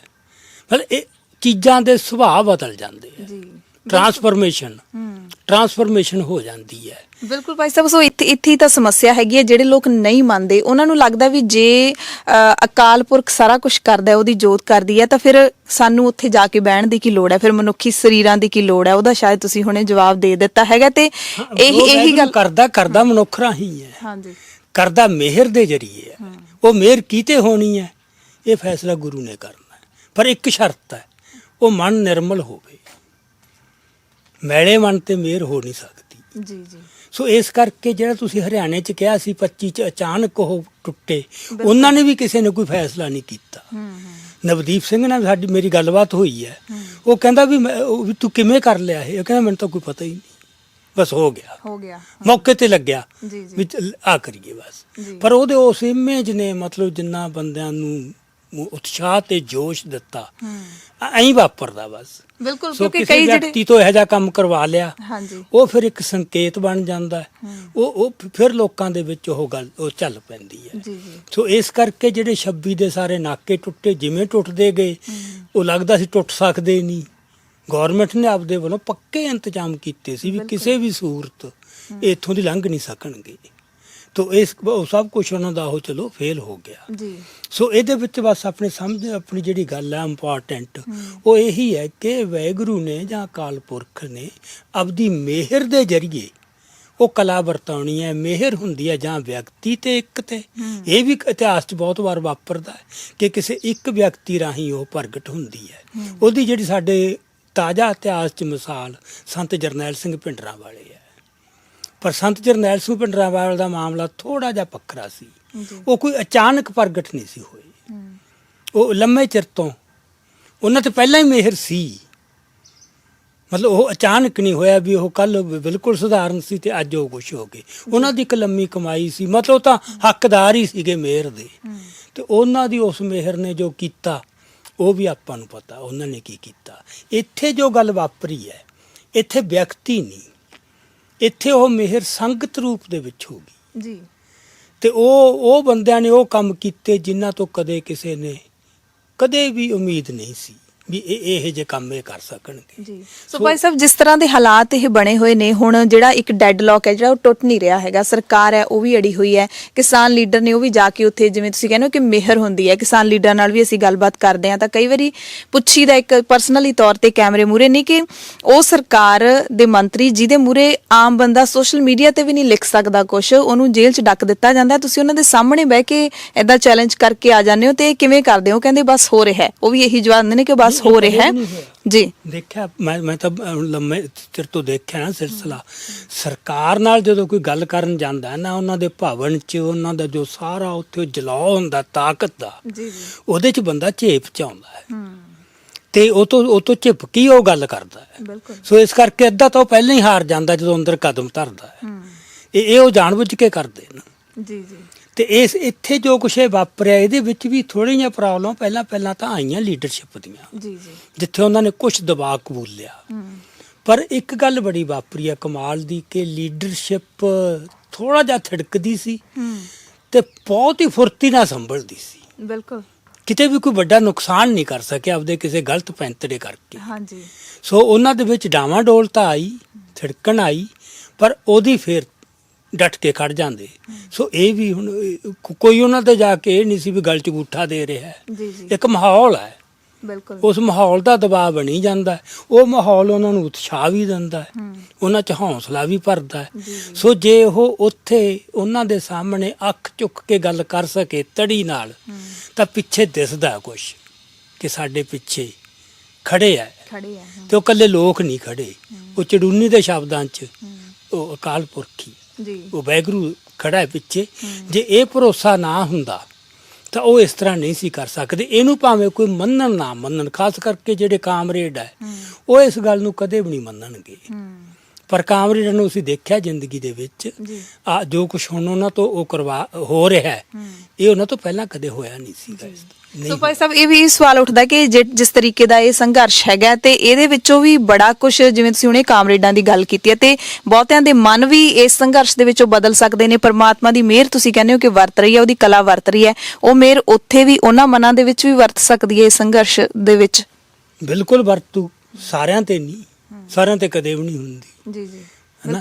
ਹਾਂ, ਪਰ ਇਹ ਹੈ ਵੀ ਉਹਨਾਂ ਦੇ ਕਾਫੀ ਹਿੱਸਿਆਂ ਦੇ ਵਿੱਚ ਤੁਸੀਂ ਇਹ ਦੇਖੋ, ਉਹਨਾਂ ਨੇ ਕਿੰਨੀਆਂ ਪਾਬੰਦੀਆਂ ਲਾਈਆਂ ਸੀ ਵੀ ਵਾਹਿਗੁਰੂ ਜੀ ਕਾ ਖਾਲਸਾ ਵਾਹਿਗੁਰੂ ਜੀ ਕੀ ਫਤਿਹ ਨਹੀਂ ਕਹਿਣਾ ਸਟੇਜ ਦੇ ਉੱਤੇ ਜੀ ਜੀ, ਜੈ ਜਵਾਨ ਜੈ ਕਿਸਾਨ ਕਹਿਣਾ ਹੈ, ਜੈਕਾਰੇ ਨਹੀਂ ਲਾਉਣੇ, ਈਵਨ ਜੈ ਹਿੰਦ ਤੱਕ ਮਤਲਬ ਇਹ ਪ੍ਰਚਲਿਤ ਕਰਨ ਦੀ ਕੋਸ਼ਿਸ਼ ਕੀਤੀ। ਤੇ ਇਹ ਮੇਰਾ ਤਾਂ ਕਾਮਰੇਡਾਂ ਨਾਲ ਬਹੁਤ ਲੰਬਾ ਵਾਹ ਹੈ। ਇਹ ਤਾਂ ਉਹ ਸਹਿਣ ਹੀ ਨਹੀਂ ਕਰ ਸਕਦੇ ਵੀ ਉਹਨਾਂ ਦੀ ਸਟੇਜ ਤੋਂ ਕੋਈ ਜਕਾਰਾ ਛੱਡੇ। ਇੱਥੇ ਜਦੋਂ ਪੰਜਾਬ 'ਚ ਪਹਿਲਾਂ ਧਰਨੇ ਸੀਗੇ, ਉੱਥੇ ਉਹਨਾਂ ਨੇ ਰੋਕਿਆ, ਕਹਿੰਦੇ ਇਹ ਗੁਰਦੁਆਰਾ ਨਹੀਂ, ਇਹ ਧਰਨਾ ਹੈ, ਇੱਥੇ ਸਿਰਫ ਕਿਸਾਨਾਂ ਦੀ ਗੱਲ ਹੋਵੇ। ਪਰ ਸਿੰਘੂ ਬਾਰਡਰ ਤੇ ਹੁਣ ਰੋਜ਼ਾਨਾ ਉੱਥੇ ਰਹਿਰਾ ਸਾਹਿਬ ਦਾ ਪਾਠ ਵੀ ਜਿਹੜਾ ਕੀਤਾ ਤੇ ਸਵੇਰੇ ਵੀ ਜਪਜੀ ਕੁਛ ਨਹੀਂ ਕਰ ਸਕਦੇ। ਸੋ ਉਹ ਉਹਨਾਂ ਨੂੰ ਪ੍ਰਵਾਨ ਕਰਨਾ ਪਿਆ। ਸੋ ਉਹ ਆਪਦੀ ਪੱਧਰ ਤੇ ਵੀ ਖੈਰ ਯਤਨ ਕਰਨਗੇ, ਨਹੀਂ ਮਤਲਬ ਬੰਦੇ ਨੇ ਕਰਨਾ ਹੁੰਦਾ। ਇੱਕ ਉਹਨਾਂ ਦੀ ਆਪਦੀ ਕਨਵਿਕਸ਼ਨ ਹੈ, ਨਿਸ਼ਚਾ, ਆਪਣੀ ਵਿਚਾਰਧਾਰਾ, ਉਹਨੂੰ ਉਹ ਐਡਵਾਂਸ ਕਰਨ ਵਾਸਤੇ, ਪੁਸ਼ ਕਰਨ ਵਾਸਤੇ ਆਪਦੇ ਯਤਨ ਕਰਨਗੇ ਵੀ। ਜਿਵੇਂ ਹੁਣ ਉੱਥੇ ਉਹਨਾਂ ਨੇ ਟਿੱਕਰੀ ਬਾਰਡਰ ਦੇ ਉੱਤੇ ਜਿਹੜੇ ਨਗਰਾਂ ਦੇ ਨਾਂ ਰੱਖੇ ਨੇ, ਉਹਦੇ ਪਿੱਛੇ ਸਾਫ਼ ਹੈ ਵੀ ਉਹਨਾਂ ਦੀ ਇੱਕ ਵਿਚਾਰਧਾਰਾ ਕੰਮ ਕਰਦੀ ਹੈ। ਉਹ 5 ਜਾਂ 6 ਨਗਰਾਂ ਦੇ ਨਾਂ ਰੱਖੇ ਨੇ, ਉਹ 'ਚ ਬਘੇਲ ਸਿੰਘ ਗੈਰ ਹਾਜ਼ਰ ਹੈ, ਬਿਲਕੁਲ, ਹੈ ਨਾ। ਹੁਣ ਹਾਲਾਂਕਿ ਜਿਹੜੇ ਵੀ ਜਦੋਂ ਬੰਦੇ ਦਿੱਲੀ ਜਾ ਕੇ ਬੈਠ ਗਏ, ਹੁਣ ਆਪਾਂ ਜਿਹੜੀ ਗੱਲ ਹੈ ਨਾ, ਇਹ ਬੜੀ ਇੰਪੋਰਟੈਂਟ ਹੈ ਵੀ ਸਿੰਘੂ ਬਾਰਡਰ ਬੈਠਣ ਦਾ ਸਿਗਨੀਫੀਕੈਂਸ ਕੀ ਬਣੀ। ਜੀ ਜਿਹੜੀ ਇੱਥੇ ਸ਼ੰਭੂ ਜਾਂ ਟਿੱਕਰੀ ਆਪਣਾ ਇੱਥੇ ਖਨੌਰੀ ਬਹਿ ਕੇ ਜਾਂ ਡੱਬ ਵਾਲੀ ਨਹੀਂ ਬਣਨੀ ਸੀ। ਉਹ ਇਹ ਸੀ ਕਿ ਜਿਹੜੀ ਦਿੱਲੀ ਤਖਤ ਦੀ ਗੱਲ ਆਉਣੀ ਸੀ, ਇੱਥੇ ਬਿੱਲਾਂ ਦੀ ਗੱਲ ਤਾਂ ਆ ਸਕਦੀ ਸੀ, ਇੱਥੇ ਮੋਦੀ ਖਿਲਾਫ ਤਾਂ ਨਾਅਰੇ ਲੱਗ ਸਕਦੇ ਸੀਗੇ। ਜਿਹੜਾ ਵੀ ਦਿੱਲੀ ਨੂੰ ਵੰਗਾਰਨਾ ਜਾ ਕੇ, ਦਿੱਲੀ ਦੇ ਤਖਤ ਦੀ ਜਾ ਕੇ ਹਿੱਕ ਤੇ ਜਾ ਕੇ ਬੈਠਣਾ ਹੈ, ਇਹ ਕਿਤੇ ਸਿੱਖਾਂ ਦੇ ਖਾਸ ਕਰਕੇ ਅਵਚੇਤਨ ਦੇ ਵਿੱਚ ਬਹੁਤ ਚਿਰਦੀ ਪਈ ਹੈ। ਦਿੱਲੀ ਤਖਤ ਉਹਨਾਂ ਵਾਸਤੇ ਇੱਕ ਸਿੰਬਲ ਹੈ, ਇੱਕ ਪ੍ਰਤੀਕ ਹੈ ਜ਼ੁਲਮ ਤੇ ਧੱਕੇਸ਼ਾਹੀ ਦਾ। ਤੇ ਸਾਰੀ ਪਰੰਪਰਾ ਜ਼ੁਲਮ ਤੇ ਧੱਕੇਸ਼ਾਹੀ ਨੂੰ ਚੈਲੰਜ ਕਰਨ ਦੀ ਹੈ। ਤੇ ਇਸ ਕਰਕੇ ਇਹ ਸੀ ਵੀ ਮਤਲਬ ਕਿੰਨਾ ਪਾਪੂਲਰਾਈਜ਼ ਹੋ ਗਿਆ ਦਿੱਲੀਏ ਨਹੀਂ ਦਿੱਲੀਏ, ਜਿਵੇਂ ਦਿੱਲੀ ਇੱਕ ਈਵਲ ਦਾ, ਬੁਰਾਈ ਦਾ ਪ੍ਰਤੀਕ ਬਣ ਗਈ। ਇਹ ਆਈ ਕਲਾਕਾਰਾਂ ਦੇ ਗੀਤਾਂ ਰਾਹੀਂ, ਪਰ ਉਹ ਗੀਤਾਕਾਰਾਂ ਦੇ ਅਵਚੇਤਨ 'ਚ ਕਿਤੇ ਉਹ ਪਈ ਸੀ ਗੱਲ। ਸੋ ਉਹ ਕਈ ਵਾਰ ਲਾਇਆ ਤਾਂ ਆਉਂਦੇ ਗੀਤਕਾਰ, ਉਹ ਇੰਨੀ ਮਕਬੂਲ ਨਹੀਂ ਹੁੰਦੀ, ਬਿਲਕੁਲ ਵੀ ਇੰਨੀ ਮਕਬੂਲ ਹੋ ਜੂ। ਸੋ ਇੱਥੇ ਜਾ ਕੇ ਬੈਠਣਾ ਵੀ, ਜੇ ਖਨੌਰੀ ਬੈਠੇ ਹੁੰਦੇ, ਦੱਬ ਵਾਲੀ ਬੈਠੇ ਹੁੰਦੇ, ਤਾਂ ਆ ਦਿੱਲੀ ਤਖਤ ਨੂੰ ਜਿਹੜੀ ਚੁਣੌਤੀ ਦੇਣ ਵਾਲੀ ਗੱਲ ਸੀ, ਇਹ ਨਹੀਂ ਹੋਣੀ ਸੀ ਜੀ।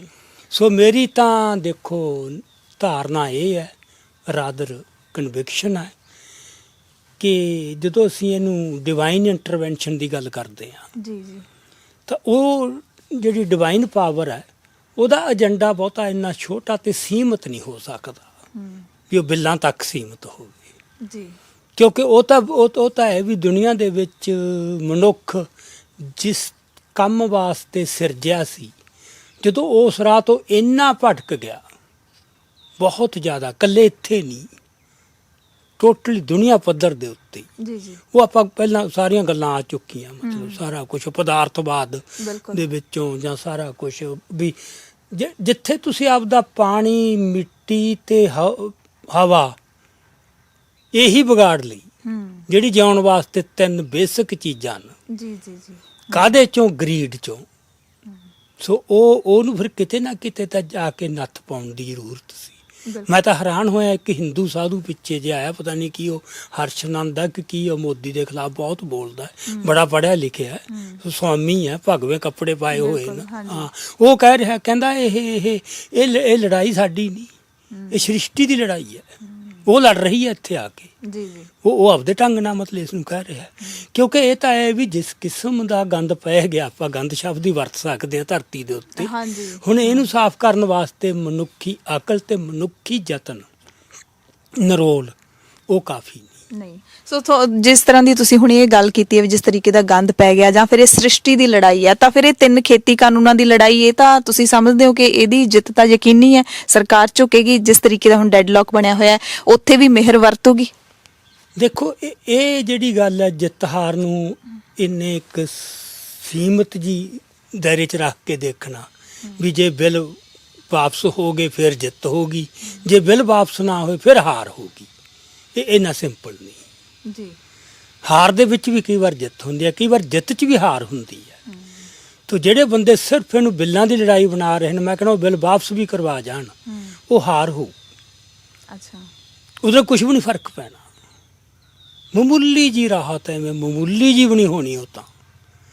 ਸੋ ਵਾਹਿਗੁਰੂ ਤਾਂ ਹੀ ਇੰਟਰਵੀਨ ਕਰ ਰਿਹਾ ਹੈ ਵੀ ਇੱਥੇ ਨਾ ਨਜ਼ਰ ਕਿਤੇ ਹੋਰ ਫੋਕਸ ਹੋਣੀ। ਫਿਰ ਦਿੱਲੀ ਨੂੰ, ਤਖਤ ਨੂੰ ਵੰਗਾਰਨ ਵਾਲੀ ਗੱਲ ਨਹੀਂ ਨਾ, ਇਹ ਤਾਂ ਪਾਰਲੀਮੈਂਟ ਨੇ ਕਾਨੂੰਨ ਪਾਸ ਕੀਤਾ ਹੈ, ਉਹ ਤੋਂ ਤੁਸੀਂ ਵਾਪਸ ਕਰਵਾ ਦਿਓ। ਸੋ ਜਿਹੜਾ ਬਾਰ-ਬਾਰ ਦਿੱਲੀ ਤਖਤ, ਉਹ ਇਕੱਲਾ ਦਿੱਲੀ ਦਾ ਤਖਤ ਨਹੀਂ, ਵੈਸੇ ਤਾਂ ਉਹ ਜਿੰਨੀ ਵੀ ਸੰਸਾਰ ਦੇ ਵਿੱਚ ਜਿਹੜੀਆਂ ਉਹ ਬਦੀ ਦੀਆਂ ਤਾਕਤਾਂ ਨੇ, ਇਹ ਚੁਣੌਤੀ ਉਹਨਾਂ ਨੂੰ ਹੈ ਜੀ। ਸੋ ਇਸ ਕਰਕੇ ਇਹ ਜਿਹੜੀ ਹੈਗੀ ਆ ਕਰੈਕਸ਼ਨ ਜੋ ਹੋ ਰਹੀ ਹੈ, ਉਹ ਕਰੈਕਸ਼ਨ ਕੋਈ ਵੱਡੀ ਹੋ ਰਹੀ ਹੈ। ਤੇ ਮੇਰੀ ਤਾਂ ਇੱਕ ਕਨਵਿਕਸ਼ਨ ਹੈ, ਹੁਣ ਤੱਕ ਜੋ ਪ੍ਰਗਟ ਹੋ ਗਿਆ, ਇਹ ਅਜੇ ਕੁਛ ਵੀ ਨਹੀਂ, ਇਹ ਕਿਸੇ ਹੋਣ ਵਾਲੇ ਵੱਡਾ ਕੁਛ ਹੋਣ ਵਾਲੇ ਦੀਆਂ ਨਿਸ਼ਾਨੀਆਂ ਪ੍ਰਗਟ ਹੋਣੀਆਂ ਜੀ। ਯਾਨੀ ਕਿ ਇਹ ਕੋਈ ਜਿੱਤ ਹਾਰ ਦੀ ਲੜਾਈ ਨਹੀਂ ਹੈ, ਇਹ ਸਾਰਾ ਕੁਝ ਬਦਲ ਰਿਹਾ ਹੈ, ਠੀਕ ਹੋ ਰਿਹਾ ਹੈ। ਮੈਂ ਕਹਿੰਦਾ ਜੇ ਉਹ ਨਾ ਵੀ ਮੰਨਣ, ਬਿਲਕੁਲ ਉੱਥੋਂ ਕਿਸੇ ਨਾ ਕਿਸੇ ਤਰ੍ਹਾਂ ਵਾਪਸ ਮੁੜਨਾ ਪੈ ਜੇ, ਕਿਸੇ ਵੀ ਰੂਪ ਵਿੱਚ, ਭਾਵੇਂ ਲਹੂ ਲੁਹਾਨ ਹੋ ਕੇ ਮੁੜਨਾ ਪੈ ਜੇ, ਭਾਵੇਂ ਸੁੱਖੀ ਸਾਂਦੀ ਮੁੜਨਾ ਪੈ ਜੇ, ਇਹਦੇ ਨਾਲ ਅਸੀਂ ਇਹ ਨਹੀਂ ਕਹਾਂਗੇ ਕਿ ਲੜਾਈ ਹਾਰ ਗਈ। ਲੜਾਈ ਤਾਂ ਜਿੱਤੀ ਬੈਠੇ ਨੇ ਜੀ, ਮਤਲਬ ਮੋਰਲ ਲੈਵਲ ਦੇ ਉੱਤੇ ਜਾਂ ਹੋਰ ਲੈਵਲ ਤੇ ਲੜਾਈ ਜਿੱਤੀ ਬੈਠੇ ਨੇ। ਗੌਰਮੈਂਟ ਹਾਰੀ ਹੋਈ ਆ, ਹੁਣ ਹਾਰੀ ਹੋਈ ਨੇ ਲੱਤਾਂ ਅੜਾ ਰਹੇ ਆ, ਤੇ ਗੱਲ ਬਿੱਲਾਂ ਤੱਕ ਸੀਮਤ ਰਹਿਣੀ ਨਹੀਂ, ਉਹਨਾਂ ਨੂੰ ਵੀ ਪਤਾ ਨਹੀਂ ਉਹ ਇੰਨੀ ਅੜੀ ਨਾ ਕਰਨ। ਜੀ ਜੀ ਗੱਲ ਬਿੱਲਾਂ ਦੀ ਨਹੀਂ, ਗੱਲ ਜੋ ਕੁਝ ਗਲਤ ਹੋ ਗਿਆ ਹੈ, ਉਹ ਸਾਰੇ ਕੁਝ ਨੂੰ ਗੱਲ ਹੁਣ ਗੱਦੀਆਂ ਤੇ ਖੜੀ ਹੈ ਗੱਲ। ਬਿਲਕੁਲ ਜਿਵੇਂ ਆਪਣੇ ਕਹਿੰਦੇ ਨਾ ਵੀ ਇਹ ਫਸਲਾਂ ਦੀ ਨਹੀਂ, ਇਹ ਨਸਲਾਂ ਦੀ ਲੜਾਈ ਹੈ, ਤੇ ਉਹਨਾਂ ਵਾਸਤੇ ਇਹ ਬਿੱਲਾਂ ਦੀ ਨਹੀਂ, ਇਹ ਤਾਂ ਗੱਦੀ ਦੀ ਲੜਾਈ ਹੈ। ਵੀ ਸਾਡੀ ਗੱਦੀ ਵੀ ਜਾਂਦੀ ਹੈ, ਇਕੱਲੇ ਬਿੱਲ ਨਹੀਂ ਜਾਂਦੇ। ਤੇ ਗੱਦੀ ਕੌਣ ਛੱਡਦਾ ਹੁੰਦਾ ਛੇਤੀ ਕੀਤਿਆਂ। ਤੇ ਇਸ ਕਰਕੇ ਇਹ ਨਿਸ਼ਾਨੀਆਂ ਹੁੰਦੀਆਂ ਕਿਸੇ ਸਲਤਨਤ ਦੇ ਖਤਮ ਹੋਣ ਦੀਆਂ। ਜੀ ਜਦੋਂ ਇਹੋ ਜਿਹੇ ਹਾਕਮ ਆ ਜਾਣ, ਔਰੰਗਜ਼ੇਬ ਨੇ ਮੁਗਲ ਸਲਤਨਤ ਦਾ ਖਾਤਮਾ ਕੀਤਾ ਸੀਗਾ, ਤੇ ਇੱਥੇ ਇਹ ਲੱਗਦਾ ਕਿ ਜਿਹੜਾ ਹੈਗਾ ਮੋਦੀ, ਇਹਦੇ ਵਿੱਚ ਉਹ ਰੂਹ ਆ ਗਈ ਹੈ, ਤੇ ਉਹਨਾਂ ਹੀ ਬੇਕਿਰਕ ਉਹਨਾਂ ਨਰਦਈ ਤੇ ਉਵੇਂ ਚੱਲ ਰਿਹਾ ਹੈ। ਤੇ ਇਹਦਾ ਹੁਣ ਕੀ ਹੋਊ, ਇਹ ਅਨਪ੍ਰੈਡਿਕਟੇਬਲ ਹੈ, ਕਿਵੇਂ ਜੇ ਐਂਡ ਹੋਊ, ਕੀ ਹੋਊ। ਪਰ ਮੈਨੂੰ ਇਹ ਹੈ ਵੀ ਆਪਣਾ ਨਾ ਤੁਸੀਂ ਭਰੋਸਾ ਰੱਖੋ, ਜੋ ਵੀ ਹੋਊ ਚੰਗਾ ਹੋਊ, ਚੰਗਾ ਹੀ ਹੋਊ। ਵਾਹਿਗੁਰੂ ਦੇ ਰਾਜਾ, ਵਾਹਿਗੁਰੂ ਦਾ ਫੈਸਲਾ ਗਲਤ ਨਹੀਂ ਕੋਈ ਹੋ ਸਕਦਾ। ਤੇ ਜਿਹੜੀ ਇਹ ਗੱਲ ਹੈ ਕਿ ਇੱਥੇ ਜਿਹੜੇ ਕੋਈ ਗੜਬੜ ਨਾ ਕਰਦੇ, ਇਹ ਚਿੰਤਾ ਬਹੁਤ ਹੈ ਉਹਨਾਂ ਦੇ ਯੂਨੀਅਨ ਦੇ ਆਗੂਆਂ ਨੂੰ। ਜੀ ਤੇ ਕਿਉਂ ਉਹ ਚਿੰਤਾ ਹੁਣ ਆਪਦੀ ਥਾਂ ਤੇ ਠੀਕ ਆ ਉਹਨਾਂ ਨੂੰ, ਕਿਉਂਕਿ ਸਰਕਾਰਾਂ ਐ ਕਰਦੀਆਂ ਹੁੰਦੀਆਂ, ਸਰਕਾਰਾਂ ਵੀ ਕਰਦੀਆਂ, ਵੱਡੀਆਂ ਭੀੜਾਂ 'ਚ ਰੁਝਾਨ ਵੀ ਉੱਠ ਖੜਦਾ ਹੈ। ਬਿਲਕੁਲ। ਪਰ ਉਹਨਾਂ ਨੂੰ ਕਿਉਂਕਿ ਸਮਝ ਨਹੀਂ ਵੀ ਇਹਦੇ ਪਿੱਛੇ ਵਾਪਰ ਕੀ ਰਿਹਾ। ਉਹੀ ਮੈਂ ਪਹਿਲਾਂ ਵੀ ਗੱਲ ਕੀਤੀ, ਜਦੋਂ ਜਿਹੜੀ ਚੀਜ਼ ਦਾ ਪਤਾ ਨਹੀਂ ਉਹ ਤੋਂ ਡਰ ਹੋਰ ਵੱਧ ਜਾਂਦਾ ਵੀ ਕੀ ਹੈ। ਬਿਲਕੁਲ। ਤੇ ਜੇ ਉਹਨਾਂ ਨੂੰ ਇੰਨੀ ਕਿ ਵਰਤਾਰੇ ਨੂੰ ਇਸ ਦ੍ਰਿਸ਼ਟੀ ਤੋਂ ਦੇਖਦੇ ਹੁੰਦੇ ਯੂਨੀਅਨ ਦੇ ਲੀਡਰ, ਤਾਂ ਫਿਰ ਉਹਨਾਂ ਨੂੰ ਜਿਹੜੇ ਕੋਈ ਬੰਦੇ ਯੂਨੀਅਨਾਂ ਤੋਂ ਬਾਹਰ ਨੇ, ਉਹ ਉਹਨਾਂ ਨੂੰ ਵੀ ਕੋਈ ਨਾ ਕੋਈ ਬਣਦੀ ਸਪੇਸ ਦਿੰਦੇ, ਸਹਿਯੋਗੀਆਂ ਨੂੰ। ਕਿਉਂਕਿ ਹੁਣ ਇਕੱਲੇ ਕਿਸਾਨ ਦੀ ਲੜਾਈ ਨਹੀਂ, ਇਕੱਲੀ ਯੂਨੀਅਨ ਦੀ ਨਹੀਂ ਜੀ। ਤੇ ਇਹਦਾ ਘੇਰਾ ਵਿਸ਼ਾਲ ਹੋ ਗਿਆ। ਤੇ ਇਹਦੇ ਵਿੱਚੋਂ ਜਿਹੜੇ ਹੋਰ ਬੰਦੇ ਨੇ, ਬੰਦੇ ਨਹੀਂ ਮਤਲਬ ਧਰਾਵਾਂ ਨੇ, ਬੰਦੇ ਨੂੰ ਆਪਾਂ ਬੰਦਿਆਂ ਨੂੰ ਕੱਢ ਦਈਏ ਆਪਾਂ, ਉਹਨਾਂ ਧਰਾਵਾਂ ਨੂੰ ਉਹ ਬਣਦਾ ਜਗ੍ਹਾ ਜਿਹੜਾ ਨਹੀਂ ਦੇ ਰਹੇ, ਡਰੀ ਜਾਂਦੇ ਨੇ ਵੀ ਇਹਨਾਂ ਨੇ ਪਤਾ ਨਹੀਂ ਸਾਡਾ ਕੁਝ ਖੋਹ ਲੈਣਾ। ਹਾਂ, ਇਹ ਲਹਿਰ ਵਾਸਤੇ, ਕਿਸੇ ਵੀ ਗੱਲ ਵਾਸਤੇ ਬੜੀ ਖਤਰਨਾਕ ਗੱਲ ਹੁੰਦੀ ਹੈ। ਜੋ ਲੀਡਰ ਜਿਹੜੀ ਹੈਗੀ ਜਥੇਬੰਦੀਆਂ ਦੇ ਲੀਡਰਾਂ 'ਚ ਇਹ ਗੱਲ ਆ ਜਾਂਦੀ ਹੈ ਵੀ ਜੋ ਅਸੀਂ ਸਿਰਜਿਆ ਸਾਡਾ ਨਾ ਖੋਹ ਲੈਣਗੇ, ਹੁੰਦੇ ਉਹ ਬਿਲਕੁਲ ਮਨੋਕਲਪਿਤ ਡਰ ਹੈ। ਜੀ ਬਹੁਤ ਬਹੁਤ ਧੰਨਵਾਦ ਸਰਦਾਰ ਜੀ ਸਾਡੇ ਨਾਲ ਗੱਲਬਾਤ ਕਰਨ ਦੇ ਲਈ। ਸੋ ਜਿਸ ਤਰੀਕੇ ਦੇ ਨਾਲ ਆਪਾਂ ਗੱਲਬਾਤ ਕੀਤੀ ਹੈ ਇਸ ਸੰਘਰਸ਼ ਦੇ ਸੁਭਾਅ ਨੂੰ ਸਮਝਣ ਦੀ, ਇਸ ਸੰਘਰਸ਼ ਨੂੰ ਕੌਣ ਚਲਾ ਰਿਹਾ ਹੈ, ਕੌਣ ਲੀਡ ਕਰ ਰਿਹਾ ਤੇ ਕਿੱਥੋਂ ਤੱਕ ਇਹ ਜਾਏਗਾ, ਤੇ ਉਹ ਸਾਨੂੰ ਸਰਦਾਰ ਅਜਮੇਰ ਸਿੰਘ ਨੇ ਬੜੇ ਹੀ ਤਰੀਕੇ ਦੇ ਨਾਲ ਸਮਝਾਇਆ ਹੈ। ਆਸ ਕਰਦੇ ਹਾਂ ਕਿ ਬਹੁਤ ਸਾਰੇ ਲੋਕ ਇਹਨੂੰ ਸਮਝਣ ਦੀ ਕੋਸ਼ਿਸ਼ ਕਰਨਗੇ ਤੇ ਸ਼ਾਇਦ ਸਮਝ ਵੀ ਜਾਣਗੇ, ਤੇ ਉੱਥੋਂ ਤੱਕ ਵੀ ਇਹ ਗੱਲ ਹੈ ਜਿਹੜੀ ਉਹ ਪਹੁੰਚ ਜਾਏਗੀ, ਸ਼ਾਇਦ ਕਲਿੱਕ ਕਰੇਗੀ ਕਿ ਚੱਲ ਕੀ ਰਿਹਾ ਹੈ। ਸੋ ਫਿਲਹਾਲ ਇਹ ਸਵਾਲ ਇੱਥੇ ਖੜਾ ਕਿ ਕਦੋਂ ਤੱਕ ਇਹ ਲੜਾਈ ਜਿਹੜੀ ਹੈ ਉਹ ਜਾਰੀ ਰਹੇਗੀ, ਇਸ ਬਾਰੇ ਹਾਲੇ ਕੁਝ ਨਹੀਂ ਕਿਹਾ ਜਾ ਸਕਦਾ, ਕਿਉਂਕਿ ਇਸ ਨੂੰ ਲੀਡ ਹੈ ਜਿਹੜਾ ਉਹ ਸ੍ਰਿਸ਼ਟੀ ਕਰ ਰਹੀ ਹੈ, ਅਕਾਲ ਪੁਰਖ ਕਰ ਰਿਹਾ, ਕੋਈ ਬੰਦਾ, ਇੱਕ ਬੰਦਾ ਨਹੀਂ ਕਰ ਰਿਹਾ, ਜਾਂ ਫਿਰ ਬੰਦਿਆਂ ਦਾ ਸਮੂਹ ਹੈ ਜਿਹੜਾ ਉਹ ਨਹੀਂ ਕਰ ਰਿਹਾ। ਬਹੁਤ ਬਹੁਤ ਧੰਨਵਾਦ ਸਰਦਾਰ ਅਜਮੇਰ ਸਿੰਘ ਜੀ ਸਾਡੇ ਨਾਲ ਗੱਲਬਾਤ ਕਰਨ ਦੇ ਲਈ। ਬਹੁਤ ਬਹੁਤ ਧੰਨਵਾਦ। ਵਾਹਿਗੁਰੂ ਜੀ ਕਾ ਖਾਲਸਾ, ਵਾਹਿਗੁਰੂ ਜੀ ਕੀ ਫਤਿਹ। ਵੀਡੀਓ ਜਰਨਲਿਸਟ ਸਿਮਰਨਪ੍ਰੀਤ ਸਿੰਘ ਦੇ ਨਾਲ ਹਰਸ਼ਰਨ ਕੌਰ, ਦਾ ਖਾਲਸ ਟੀਵੀ ਲਈ ਚੰਡੀਗੜ੍ਹ ਤੋਂ ਖਾਸ ਰਿਪੋਰਟ।